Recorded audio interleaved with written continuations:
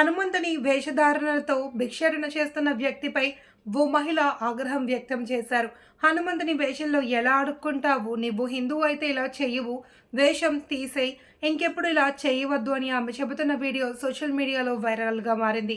ఇది ఎక్కడ జరిగిందో తెలియదు కానీ వీడియో నెట్టింట వైరల్ అవుతుంది.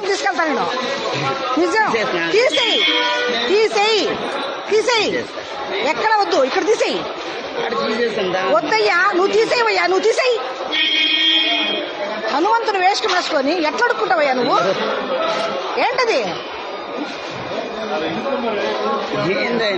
నానేం చేసిన నాలుగేం చేసినది చేయముందు నానేం చేసిన చెప్పమ్మా. నువ్వు ముస్లిం అయితేనే ఇలా చేస్తావు, హిందూ అయితే నువ్వు ఇంత చేయవు. నువ్వు అవును లేదు, ఇంకొక క్రిస్టియన్ లేదు, క్రిస్టియన్ వల్ల అయిండాల.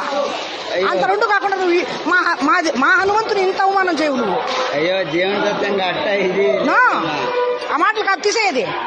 తీసేయి వేషం, ఫస్ట్ వేషాన్ని తీసేయి. ఫస్ట్ నేను ఎత్తి మీద గుడ్డ అది తీసేయి. నిన్ను చూడాలి నేను ఒకసారి.